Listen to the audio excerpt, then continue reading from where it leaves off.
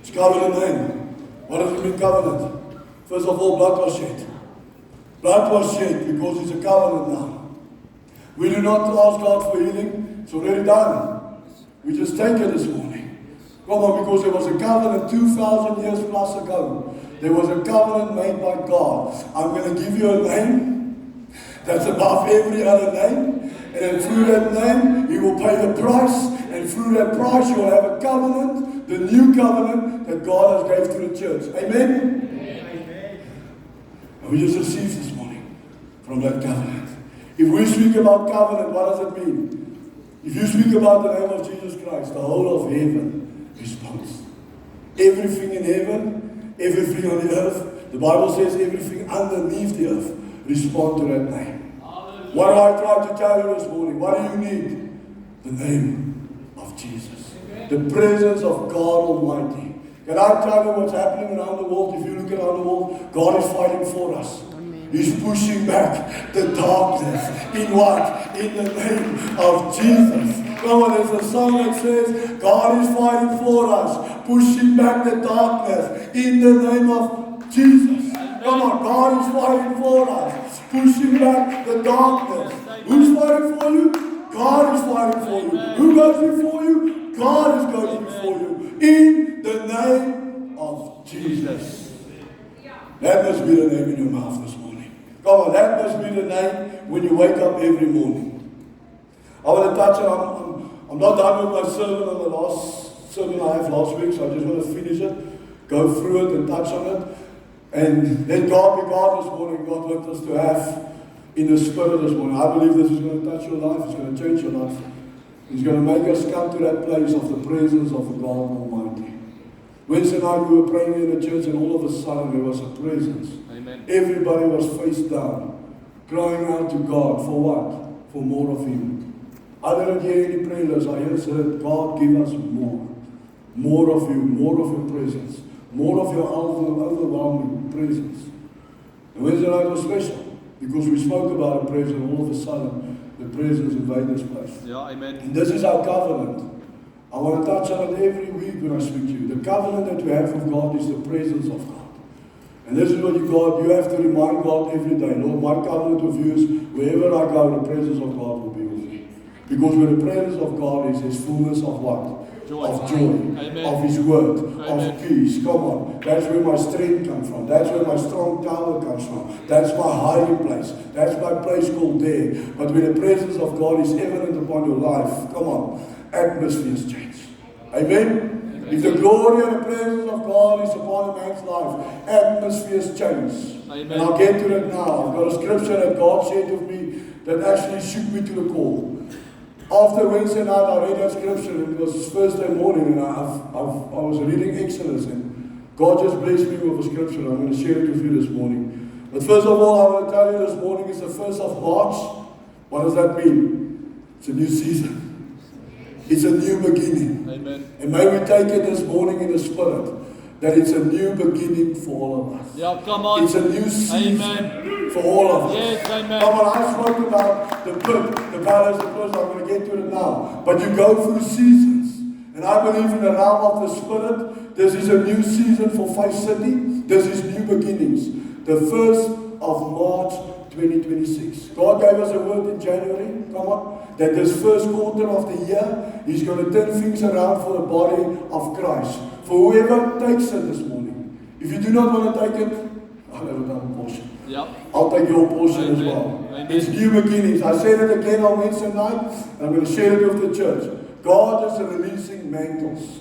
Mantles of favor. Mantles of boldness. Mantles of prayer and intercession. If you look around the world, God is not just releasing money.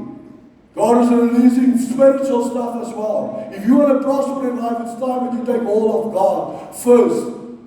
And then we look at prosperity in another way. We need God to intervene in our spiritual life. We need to become bold, fearless, the fear of God in our hearts and spirit. God wants us to prosper in all of our ways. Wealth, health, and soul. You have to prosper in all of your ways. You're going to have to take a hold of that name and this gospel. Let me tell you this in the last hour. This is the only thing that's going to pull you through. is the word of God. Because prophecy is happening all over the world. Things are changing around. People are crying out for Jesus Christ, and we're going to miss the mark if we do not cry out to the Lord. If there's not a driven passion and hunger in us that changes us, come on, to become bold, fearless faith. I believe God is releasing mantles of favor to the body of Christ. What does that mean? Favor is not fear. I've said it to you last week. Favor is something maybe you didn't even work for. But God will open the door because of what? Because He's seen your heart and who you are. It's for the body of Christ. It's for all of us who takes this word this morning. Favor is going to open doors for us. Favor is going to open the pit for us. Favor is going to open the prison for us. Favor is going to take you to the palace this morning. Favor is going to take you through Potiphar's house. Favor is going to take you through the valley on top of the mountains. Come on. Favor of God is going to open doors that you're not supposed to open yourself. And no one will shut it. Amen. If I look at the way that we pray in worship this morning, I've touched on it many times before, but I want to say this. Worship and praise is a commandment. God commands us to praise. He says everything that has breath, praise the Lord. He didn't say some of the things, everything. With loud cymbals, with the harps, come on, with the guitar, with the drums, with your lungs, with your organs, with your mouth. What does it mean? Why does God command us? Because I've said it even to the people on Wednesday night. Because He changed who you are as a man. God doesn't need your worship. The rocks will cry if you do not worship. But God says you need the worship. You need the praise. Because a man cannot be weak, depressed, sick, and praise the Lord at the same time. It's impossible. If you are depressed and you praise the Lord, one of them will go.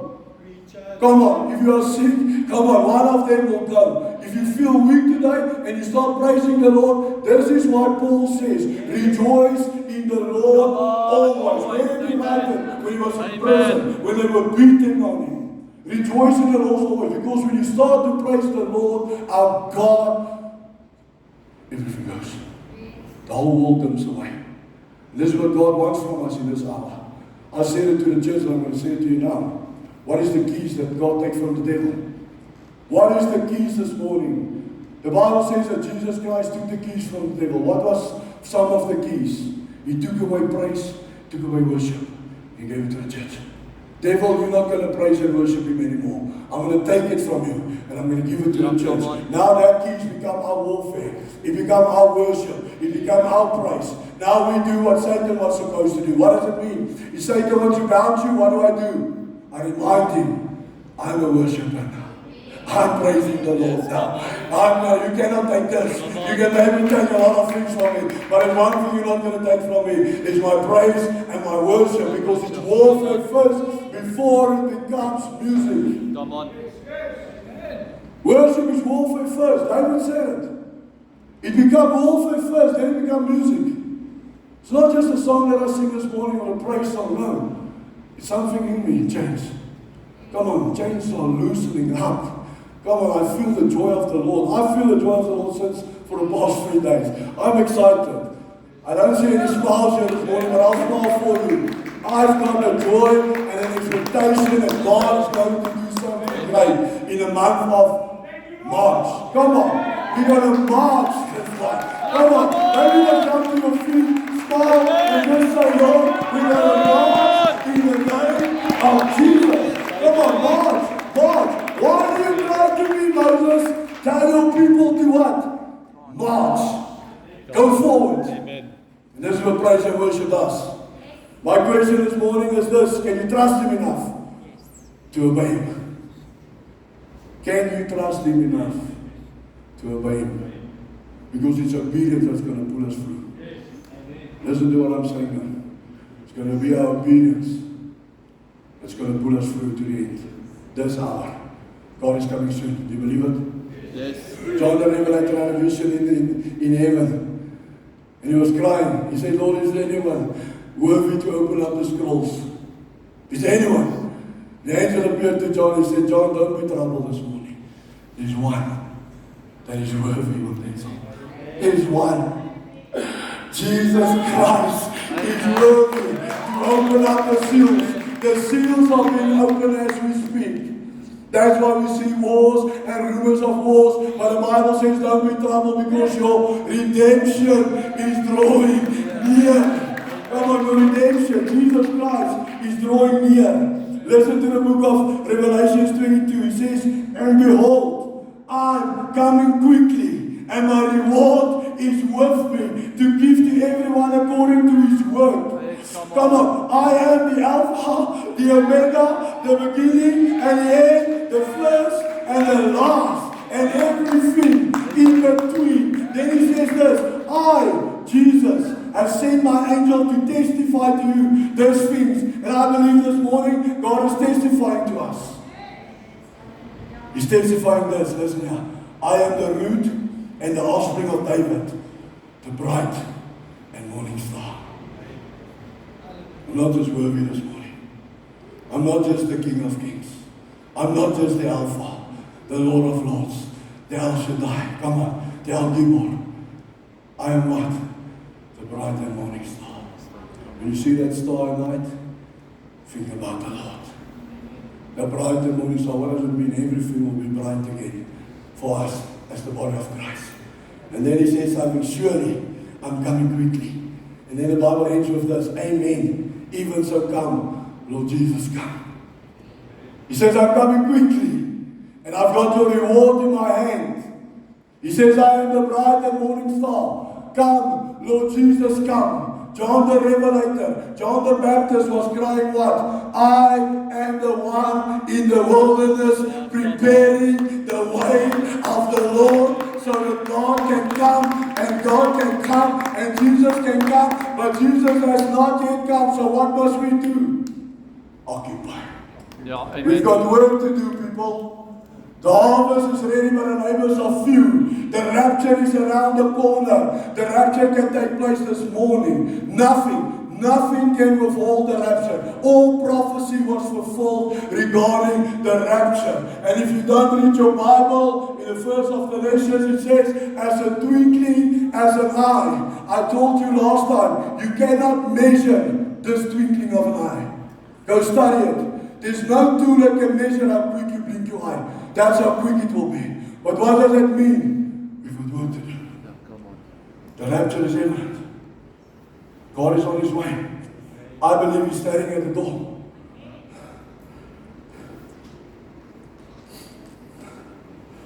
I want to touch on the scripture. My question again this morning, can you trust him enough to obey him? God has placed something on my heart during this week, and I have to share it with you. Romans 1 verse 16 says this, for I am not ashamed of the gospel of Jesus Christ. Come on, amen. Because it is the power unto salvation, the Bible says. Unto God for salvation. I am not ashamed to tell you this morning that Jesus Christ is the only way. I'm not ashamed to tell you that Jesus Christ is the way, the truth, and the life. Because it is the power unto God for salvation. I'm not ashamed to tell you that Jesus Christ is the only one that can save you. I'm not ashamed to say that he loves you, Franco. I'm not ashamed of this gospel. I'm not ashamed to speak that name above every other name. It doesn't matter where you find me, I'll speak that name. I'm not ashamed of the gospel of Jesus Christ because it is the power of God to salvation. What does God try to teach you in this gospel? If you can trust God this morning that you are saved, who believes they are saved? Then you can believe for anything. This is the power unto salvation. This gospel. If you can believe this morning that you are saved, you can believe that you are healed, that you are delivered, that you will be prosperous. Come on. That you will be in glory. Come on. Then you can believe God for anything upon your life. Why do you trust God for this morning? If you can believe that you are saved, it means that you can believe for anything else. That's the power of salvation. That's this gospel. Then the Bible says this, for in it the righteousness of God is revealed from faith to faith, as it is written, the just shall live by faith. The Bible says we live from faith to faith. through this gospel, the righteousness of God. Who's the righteousness of God? Jesus Christ. And who are we? We are the righteousness of Jesus Christ. Because our righteousness is in the Lord. But where do we find that righteousness? Through the gospel of Jesus Christ. I must be in right standing with the Word of God, so that my life is in right standing with Jesus Christ. How do I get that right standing? The Bible says from faith to faith. From glory to glory. I want to read you this. From faith to faith. Not by sight, not by feelings, not by human strength, but only by unwavering trust in God. From the beginning to the end. The Bible says we are seed of faith. What does it mean this morning? I am seed of faith. What happens with seed first? It dies. Goes into the ground. It's planted. Now that seed must grow. That seed must manifest. That seed must produce. The only time that seed can produce if it dies first. And when it dies, what does it do first? It grows downwards. Why? That seed of faith becomes rooted in Jesus Christ. Yeah, come on. And once it's rooted, now it starts to grow. Now you see that little apple tree. And it goes through all 4 seasons. From faith to faith. Every year your faith will go from faith to faith. But the Bible says something powerful then. It says the just shall live by faith. Who's the just?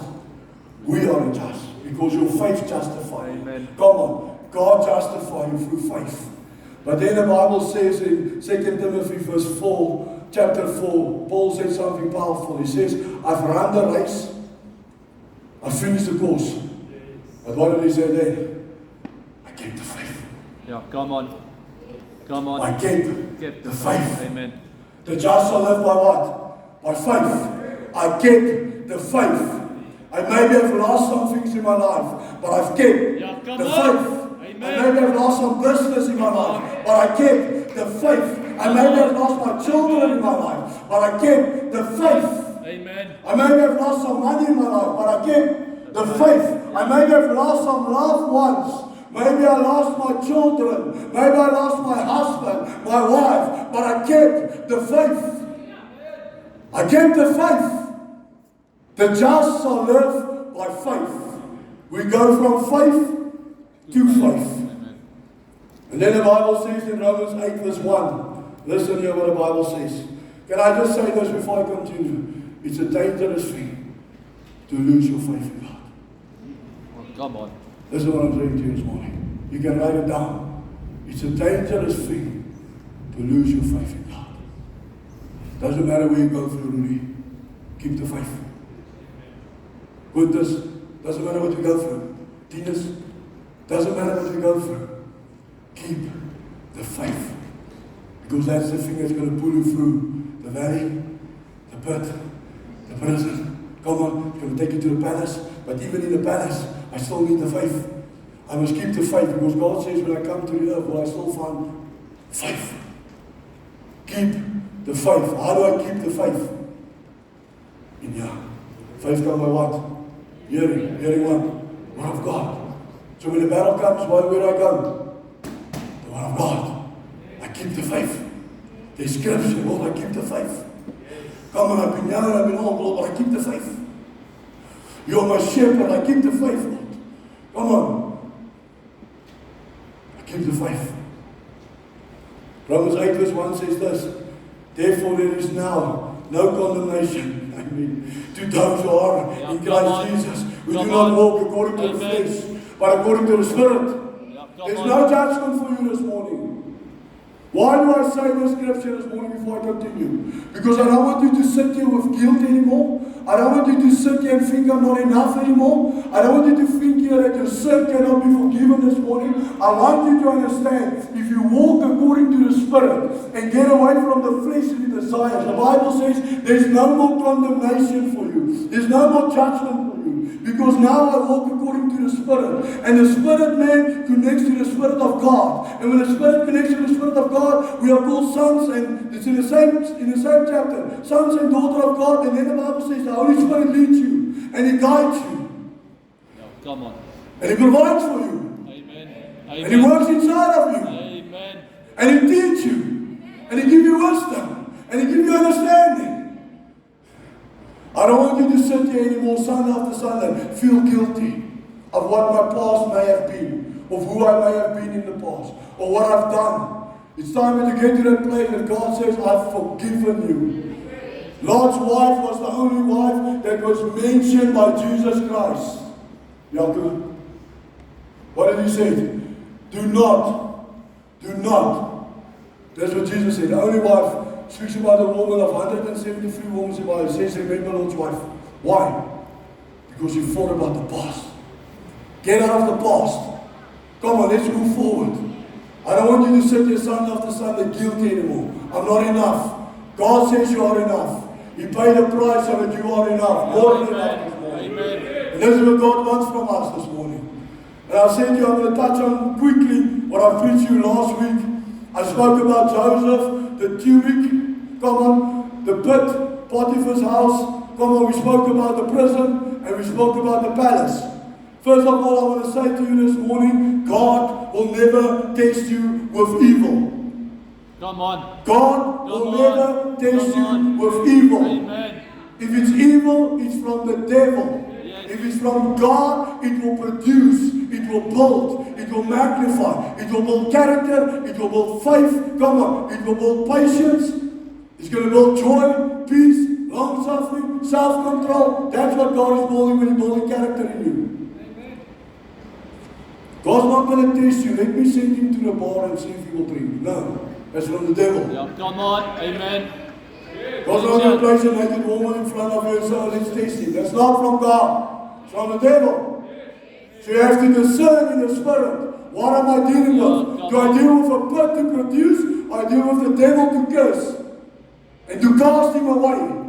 And to bind the work of Satan? Don't fall into temptation. Pray more, lest you will fall into temptation. Yeah, come on. Amen. So I spoke about the tunic, and we all know the tunic speaks about the tunic of many colors. It speaks about favor. It speaks about identity, who you are in God. It speaks about authority. It speaks about many colors. Come on, they stripped him of that. I said to you, they stripped him of the tunic. You know what I think about? When God says the tunic of many colors, I thought about it. The only thing that came to mind was the rainbow.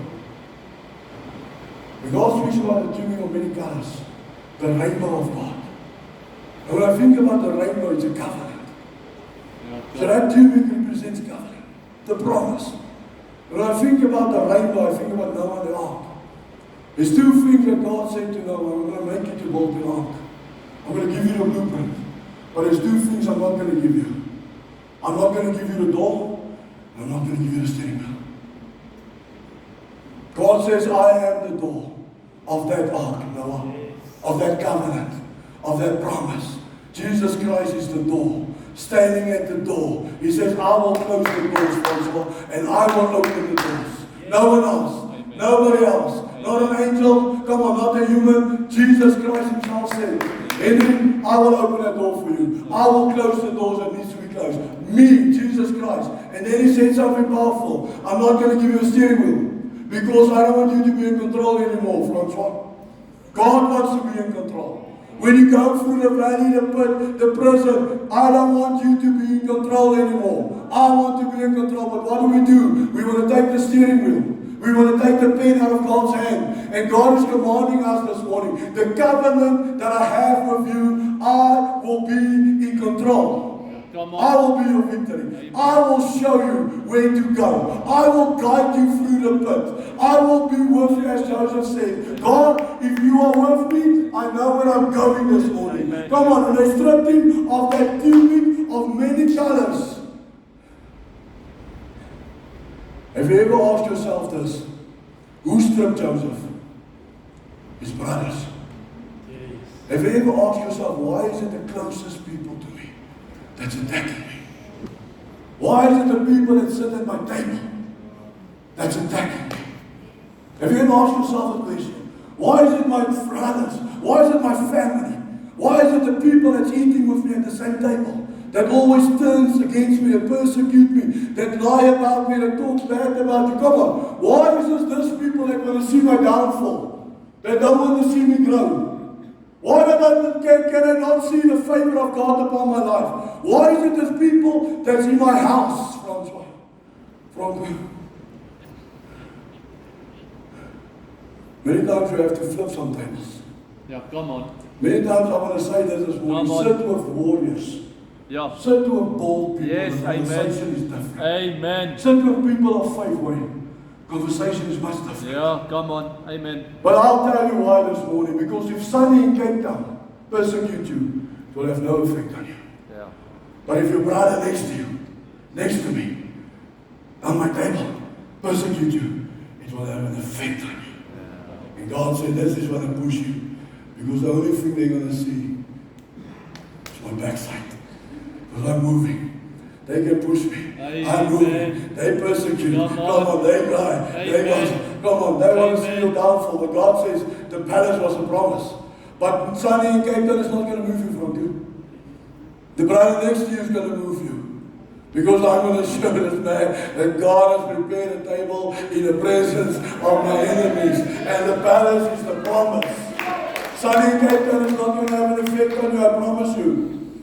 Sometimes God uses the close to you to get you where He wants you because you're in a comfort zone. Not for the bad always, but for the good. And I said to you that He goes through the pit, and the pit means I die to self. I do not leave this place prematurely. Listen to what I'm telling you this morning. Don't ask God, take me out of the pit, if God didn't do the work as yet. Don't leave this place prematurely. Go through the pit. What must die? Me to self. If I'm still alive to something, I'm going to stay in the pit until I die to it. And I die to self so that God can move me from the pit to Potiphar's house. But as long as I'm alive, as long as I have an effect of the voices of people, I will stay in the pit. Yeah, come on. Because if the glory belongs to Jesus Christ, what does it also mean? The persecution belongs to Jesus Christ. If you take the persecution, it means you take the glory. Because what are they attacking? Your glory? No, they're attacking the Jesus Christ that I have in me. Don't leave the pit prematurely. You can write it down. So you die to self. God takes you from the pit to Potiphar's house. What did I tell you? In this place you learn how to serve. I don't become a slave to sin, a slave to the devil. I said, Lord, it doesn't matter in which place you place me. Let me serve here. I said to you this as well. A servant heart does not know what's the difference between a mic, a mop, and a broom. Yeah, come on. Come A on. servant heart, if you want to be great, learn how to serve. A servant heart does not know what's the difference between a broom, a mop, and a mic. But we don't just want the mic, Lord. We want to serve this. So when you put me in the mic, Lord, I have built character. I have built faith. I have built in a relationship. Because now when I speak out of the mic, Lord, I speak out of relationship. I speak out of the throne room. I speak out of the secret place. And not out of my feelings. Yeah, come on. And then you go to the prison. And this is a place people don't like. Because this is where God is testing you. He's testing your faith. He's testing your character. Come on. And things go through the fire. And God says, okay, I'm going to remove this through the fire. And I'm going to leave this. And God is using that. And then I go to the fire again. Because I need to have patience. I need to have long suffering.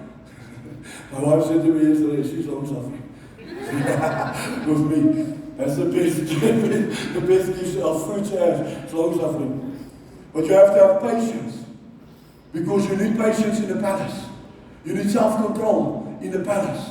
Come on. You need long suffering. Come on. Peace, joy, love, kindness, gentleness, goodness of God. The gifts of God in operation. God said, I can trust you with the gifts in the prison. Now He's molding you. The longer you stay there, the longer that means that God has to work on you.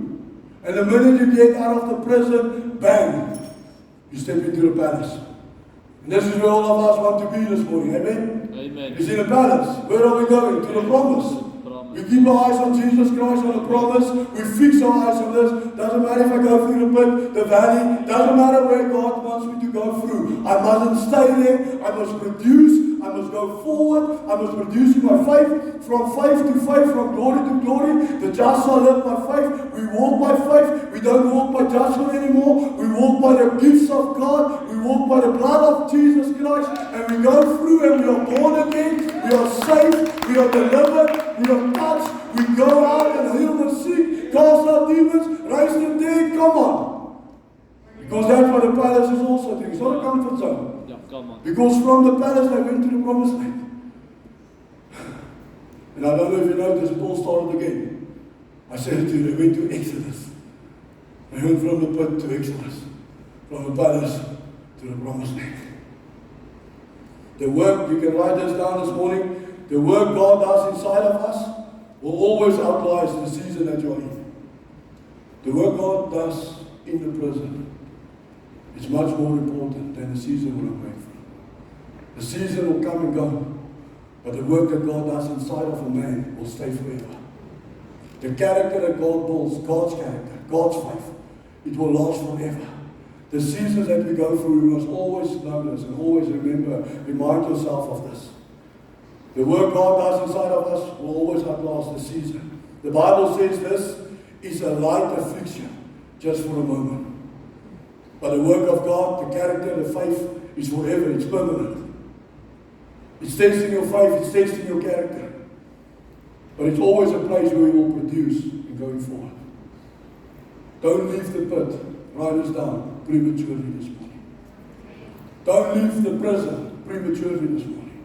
Don't say, Lord, take me out of this place. I'm not leaving until I've received something from God in this place. I'm not leaving empty-handed, going through that valley. I'm going to be a king this morning.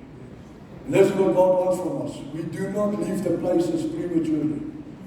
But make sure it's from God and not the devil. Yeah, come on. Make sure you have to discern in the Spirit. And then we move forward. The process does not produce the promise. But the process is producing the best version of you to step into the promise. The process you go through does not produce the palace. But the process is producing the best version of you to step into the promise. What does it mean? God is producing in us. When that breakthrough comes, when I step into that breakthrough, I'm ready for it. I won't make a mess of it. When I step into my miracle, I won't make a mess of it. Because God is working inside of me. God has built character inside of me. Now when I receive my blessing and I receive my breakthrough, I'm ready for it. I'm ready for the promise. And I will know what to do with it. Amen? Amen. Genesis 32:26 says this is Jacob speaking. He says, I will not let you go unless you have blessed me. I'm not going to leave this pit, Lord, unless you have blessed me. Unless you have given me a limp this morning. Unless you have changed my name this morning. I'm not leaving this place. Jacob knew there was something in his life that God needs to change. Jacob knew it. There's something in my heart and spirit that God needs to remove and add through me. God needs to build me as a man of God. Come on, a man of faith with boldness, a man with authority. God knew that when Jacob spoke to an angel. He said to him, I'm not going to let you go this morning if you're not blessing me. Unless you will not bless me. And this is what I want you to be. When you go through that pit, when you go through that prison, when you go through that palace, I'm not going to let go of you, Lord, until you have blessed me. Not all of us understand the wrestle with God. I promise you. It's a place that you're going to have to spend time. It's going to cost you. It's a time that you're going to go on your knees and you're going to say, Lord, I'm not leaving this room until I have encountered with the Holy Spirit. Until I've encountered with your blessing. Until you give me a lift this morning. Until you change my name. Jacob was wrestling with God because Jacob knew there's much more in him. It's a better life when we wrestle with God. It's a better promise. He said, I'll change your name from Jacob, the deceiver, to Israel, the blesser. The key of that is not for you as well. It's for the nations. It's for your neighbor. For the next generation. That you are fighting and wrestling with the Lord. Because I'm going to tell you one thing. When I go through the pit, I can help you through the pit. Come on. If I go through Potiphar's house, I can help you through Potiphar's house. This is why we go through things in life. It's not for yourself only. It's to help the next one. To help the next generation. It's very important to understand this. So what God is doing in my life, I can produce and I can help the next one. This is how we get through the pit. This is what I'm trying to do this morning. I'm pulling you out of the pit. I'm pulling you out of the junction. You see, the thing is, what God was doing with Jacob, He was building him from the inside out, like a tea bag. We are tea bags. Doesn't sound right. But that's what we are. We are tea bags this morning. I'll get to it now. I just want to read you this. True prayer is not a shopping list of things you want. Real prayer ends with a limp. Something in you no longer walks the same. Your prayer life is not a shopping list. Your prayer life ends with a limp. Coming out of that place, Lord, I will never walk the same. That's what we want from God. And that's the seal and the mark of a man that wrestles with the Lord. It's walking like this about with a limp. Miles Monroe said something powerful. He says, people who are successful, listen to this. People who are successful are like tea bags.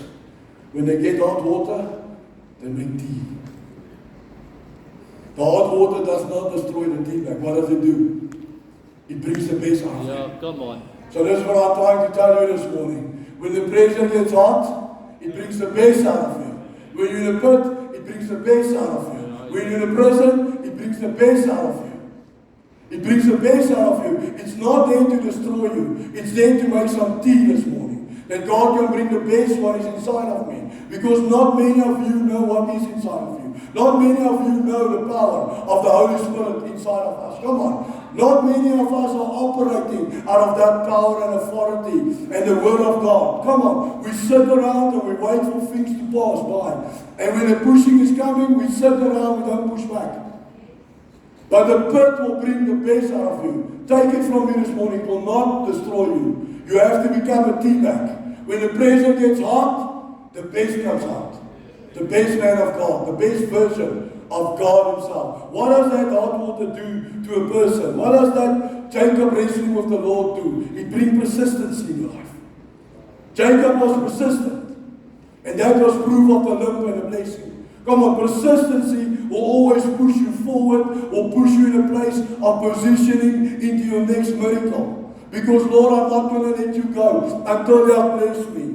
When last did you pray in that room and say, Lord, I'm not leaving this place until I have an encounter with the Most High God. And you're not leaving that place. And you push forward and you pray and you worship. Come on. And you declare and you love Him. And you just sit at His feet. When last did you come to that place and say, Lord, I'm not going to let you go this morning until character is built to me. Until I can get to this place where I can have patience with people. Until I can get to this place where I can have self-control with my family.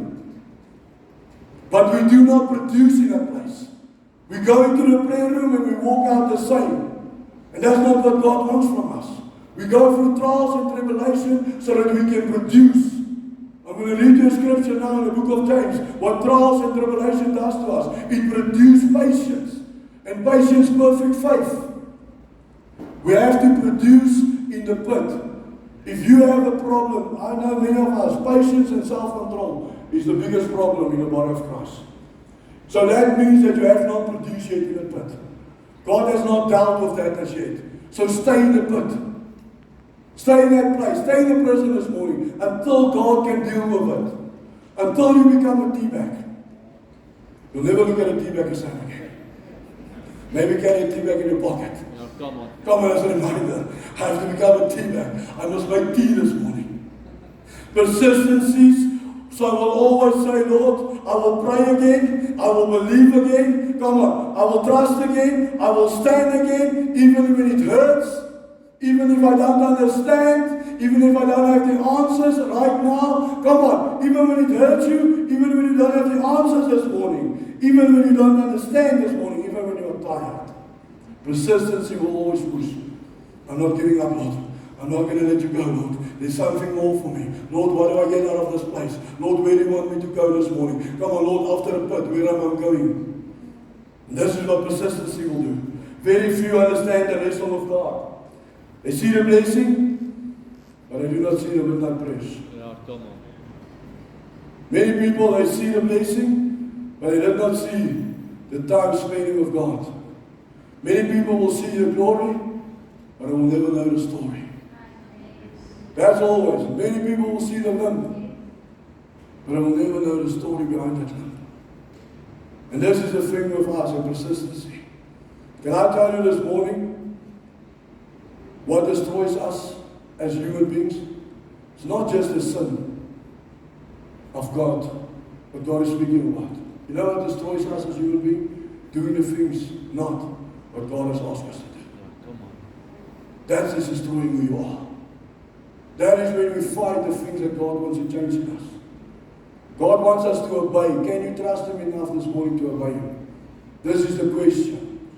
So we think it's only sin that destroys us as a man or a woman.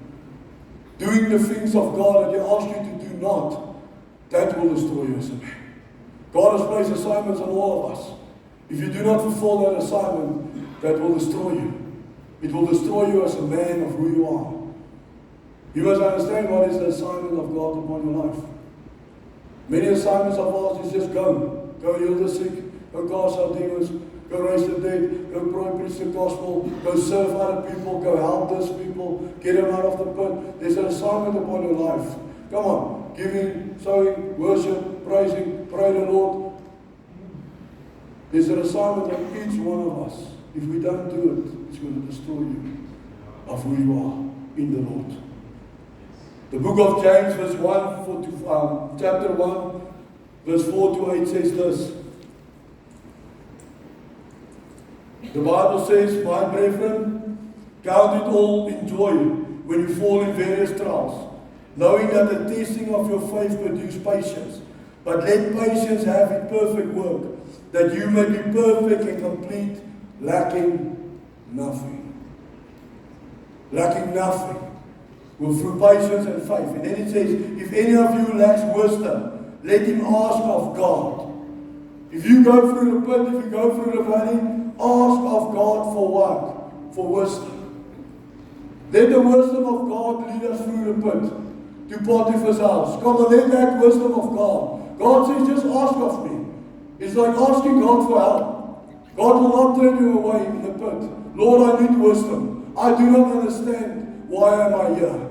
Give me the wisdom, the revelation, the transformation, the understanding this morning. Lord, why am I going through these things? And God will coach you through it. And God will release the wisdom of God upon your life. Amen. But you have to ask Him, He says. If anyone lacks this morning, ask Him of wisdom. And then the Bible says this, but let him ask in faith, with no doubting. For he who doubts is like a wave to the sea, driven and tossed by the wind. For let not man suppose that he will receive anything from the Lord. He is a double-minded man, unstable in all of his ways. Come on. No, it's not operating on faith this morning. He's unstable in all of his ways. How many ways did God says? One way? 2 way? 3 ways? 7 ways? No. All of his way. If you are double-minded in a pit, I don't know if I must be here. I don't even know me here. If you are double-minded in any situation, you are unstable in all of your ways. You need what? Wisdom. You need patience. You need faith. Those are the 3 things that God says. Count it all joy when you go through tribulations. But you need it. You need the joy of the Lord when you go through that pit. Because what God has placed in you from heaven, nobody can take it. The joy, the peace, the faith, nobody can take it away. Do you believe it? The joy of the Lord is my strength. When I find myself in that pit, I rejoice. Because God is interested in me. Come on. God wants to do something in me this morning. The joy of the Lord is my strength. But a double-minded man is unstable in all of his ways. You will be unstable in your business. You will be unstable in your family. You will be unstable in your faith. You will be unstable going to church. Because you are double-minded. A double-minded man cannot receive from God this morning. Nothing. You can receive nothing from God if you are double-minded. Come on. Don't tell me in some of your ways, in all of your ways, you will be unstable. It's time that men make decisions and stand upon the decisions.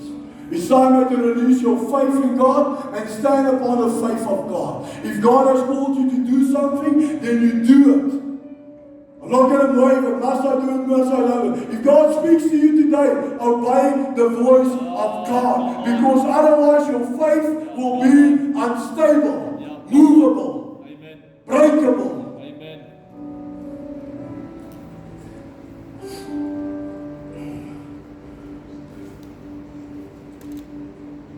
Going through this trials and tribulation is one thing that God has placed upon my life. And that's the presence. If the presence go with you, doesn't matter where you go, you will have the victory. If you know that you're not alone this morning in any situation, every battle, doesn't matter what you face this morning. If you can understand this morning, that God is with you, you have the victory.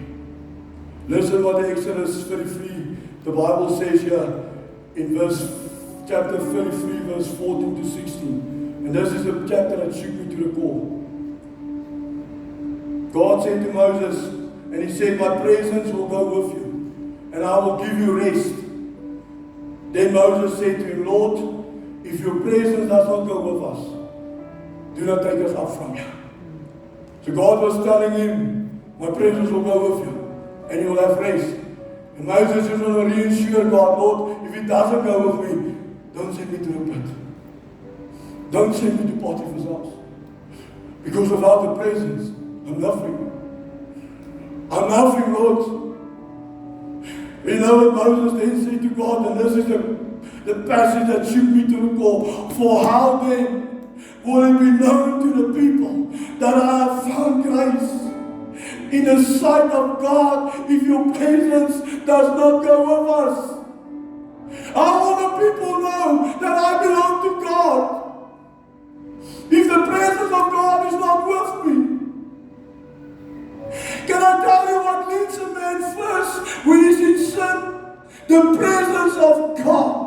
Can I tell you what you will notice first of a man of God is the presence. When that guy speaks, there's the presence. The atmosphere is changed. When that guy starts to pray, there's presence.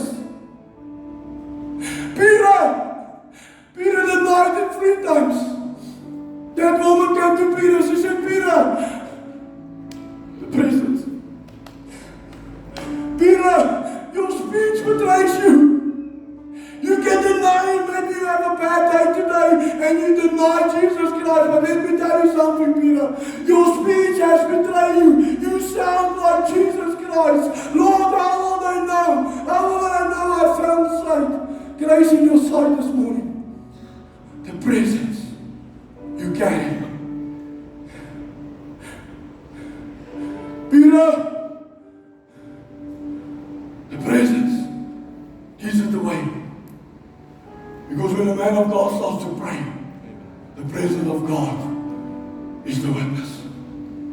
But when a man sins, the first thing that will leave his life is the presence. If there's no presence, it means there's nothing. There's something wrong in his life. Because the presence of God says, Exodus 33 says that it will seal you. Acts chapter 4, verse 18. I'm going to read it to you now. Peter, James, and John were healing this lame man. The presence. This is my testimony. I said to the Lord, may this be my testimony forever. They were healing a lame man, and the Pharisees came to him and they said, what power did you do it, and how did you do it, and why did you do it? And Peter said to them, let it be known to you all, to all the people of Israel, that by the name of Jesus Christ of Nazareth, whom you crucified, God raised this dead man, and by the man who stands here before you is made whole. This is the stone which the world rejected. Come on, Tina Rashwa, I'm going to get to that passage. Which has become the chief cornerstone. And then he says, nor is there salvation in any other name. This is Peter speaking. For there is no other name under the heaven, under the stars, where a man which must be saved. And then verse 13 he says something powerful. And this is the Pharisees and the Sadducees. They said, now then they saw the boldness on Peter. Yeah, come on. The presence. Francois, it's not the boldness, it's the presence that I saw. Come on. And they said something then. Peter, James and John then, they perceived that they were uneducated and untrained men. But then they said something. But I've realized that they have mean with Jesus Christ. Come on. They say this is untrained, uneducated men, but as bold as a lion. Proverbs 28 verse 1 says this, the righteousness of God becomes as bold as a lion because of what? The presence. They said they marveled. This is uneducated men, untrained men, but they are as bold as a lion. Then they said, surely that must be of Jesus Christ. Come on. This must be my greatest testimony. Surely that man has been of God. His speech was tracing. The presence upon his life betrays him. Surely he has been of Jesus Christ. May this be our testimony wherever we go, that when you leave that room, they must say, surely that man has been of Jesus Christ. Surely when he prays, that man has been of Jesus Christ. Yeah, come on. They said, so they called them, they commanded them not to speak at all, to teach in the name of Jesus. And Peter said something, he said, judge for yourself this morning. Come on, you decide.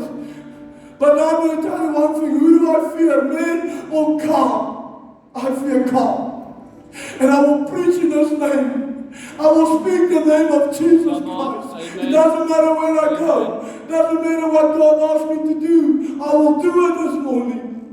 Yeah, come on. The Bible says when they were praying, the whole building was shaking. Everybody was filled with the Holy Spirit. And they spoke the word of God with boldness. The presence of God makes you bold. The relationship with God makes you bold. You become as bold as a lion. Peter, who does man say? Some good does like, who do you say? The Son of God. He said, Peter, a prophet is without honor in his own nation. Send him to any other nation, they will honor him. If you do not receive a prophet in the name of a prophet, you will not receive a prophet's reward. Yeah, come on. Preach it. You see what happens with us as people is familiar spirits. We get familiar to people. Yeah, come on. And we don't see the presence of God upon a man's life. Yeah, come on. We don't hear the voice when that man speaks. It speaks out of the oracles of God Himself. That man was being of Jesus Christ. Maybe I must just listen to what he's saying.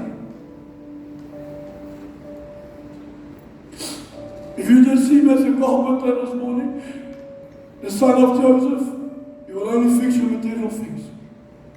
But if you see him as the Son of God this morning, he will fix the inside of us this morning. Amen. Building us into the image of Jesus Christ, because I've been with Him. This is my destiny. I want to be like Him. I want to sound like Him. I want to become like Him. Ezekiel 3 verse 1 says this. Ezekiel had a vision of God. And I'm going to do a sermon on this. I just want to touch on this. And they opened a scroll in front of him, and the angel said to Ezekiel, I don't want you to read the scroll. I want you to eat it. I don't want you to read this anymore, Ezekiel. I want you to eat it. And the Bible said it went to his stomach, and it became part of him. Ezekiel said when he was eating the scripture, it tasted like honey. It was a sweet smelling aroma in his mouth. Then he said to Ezekiel, now that you understand this word, now that you don't just read it anymore, you become it. Now I'm going to take you to prophesy to the nation. Because now you will prophesy of what you eat. You will speak the words of God of what you ate, not what you read. Of who you became. The image of Jesus Christ. I will speak the word. Because I ate the word. And he went to that valley and said, where's that dry bones? Come on, let me speak the word of God over it. Hear the word of God. Everything is dry, and then I prophesy to you what I have eaten this morning. In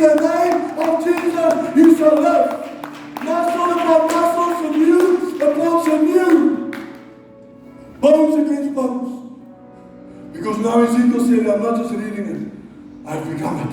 Yeah, come on. And what I ate, I can prophesy. And I ate the living word of God. So I can speak life. I speak life through that bit, through that valley. Jimmy Swaggart said something powerful. I'm going to end with this now. Jimmy Swaggart said this: you can sit here for 2 hours and be a spectator.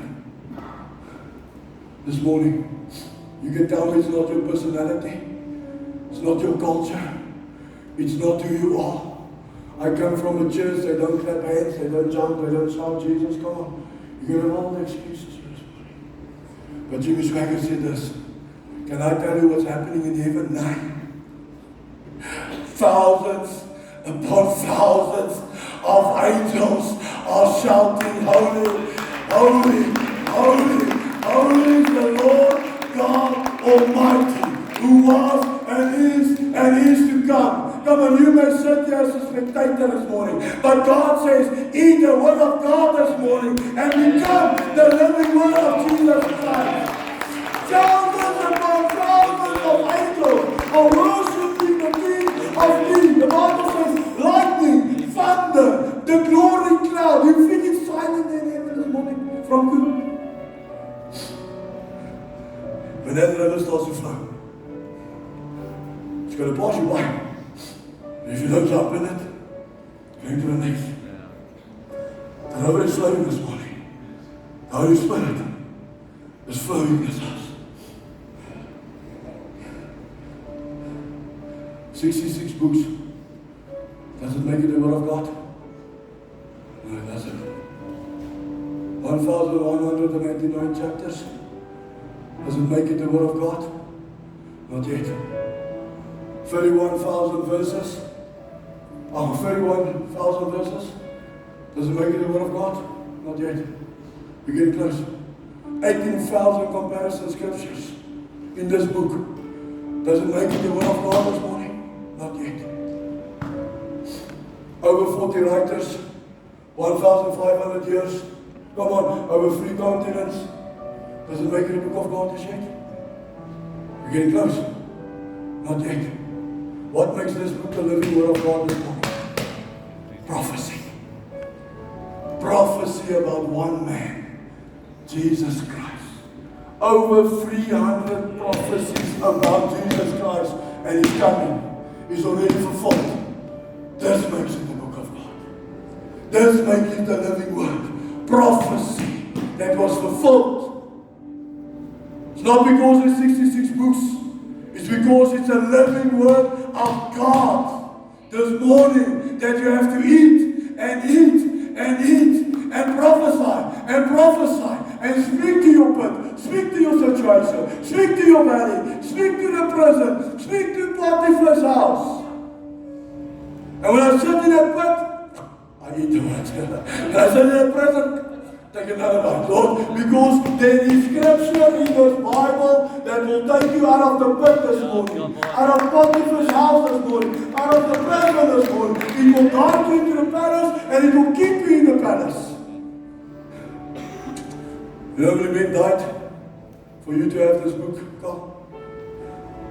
They were martyred for you to have this living word this morning. People were martyred, beheaded, skinned alive, so that you can have the word of God in your hand this morning. And we still have excuses not to hear it, not to become it, not to use it. My pastor must use it. Twinkling of an eye. What I'm trying to tell you this morning is, don't let me only read the Bible and give you word. Go and eat it. Go and study it. Remember that little girl was standing against a tree? I told you guys. She didn't listen. You know what the father did on the end of the day? He pulled her away from the tree. He said, come here. I know a scripture. The walls of Jericho. Somebody already paid the price for us. For you to just step in. Paul said, die to self. You know how many years it took him to write that scripture? 20 years. Do you need to die 20 years to self? No. Just step into what Paul is teaching us. And you can die today. Paul had to pay the price so that you can just step into the glory this morning. And this is what the Word of God says. Somebody already paid the price. Somebody already made the sacrifice for us to step into the glory. And that father took that little girl around that wall. And they were walking 7 times, 1 time, 10 times. Doesn't matter how long it takes. But here I have to lose some stuff. Because Joseph said, I'm going to choose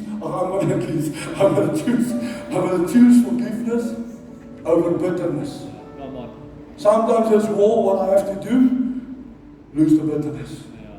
Call a name, I have to forgive that person. Maybe you were abused. Maybe you were molested. Maybe somebody stole from you. Maybe somebody lied to you. Maybe you lost somebody. Maybe you have to forgive. Maybe there's bitterness in your heart. Maybe there's unforgiveness in your heart. And then you walk it out. And you walk it out. Until you get to that place where you are free. And you can say now, in the name of Jesus, Lord, remove from me. Because it's a good place to say, Lord, help me. Let me call that name of that person while I'm walking around this wall this morning. To forgive them. To let go. So that God can open up the walls and the gates and uproot the trees for us this morning. Amen? Amen. The walls of Jericho. I wanted to do a Jeremiah demonstration this morning, but I'll keep it for next week. Something powerful that the Lord has shared with me, but I want to touch on this just quickly. Anything you go through, it's not for yourself. Yeah, come on. It's to help the next. I know what God does with me. God knows I'm answering phone calls and emails, ministering people. You know what God does with me? Sometimes I go through stuff first, and I don't know why. Lord, why did I experience it now? And then I realize something. When I went through it, the next 5 weeks, people will phone me, will message me, will email me, will come and see me about the same problem. Then I knew why I went through it first. Because what can I do now? I can minister out of that position. And this is what happens with us as people. You go through stuff in your life and you think it's for evil. God says, I will take that evil and turn it for good. Now I can use you to get the next drug addict, the next addiction, come on, the next whatever the case may be. Whatever the devil used upon your life, Carl, it's in the past. God said, I will use it for good. You may ask yourself, why does I speak to druggies all the time? Addiction, people that are addicted to drugs. Let's do it in a better manner. Because you went through it.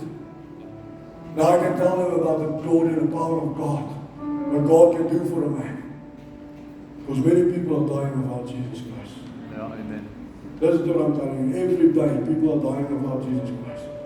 And God wants us to pull, to help, to restore, to build the kingdom of God. Amen. Amen.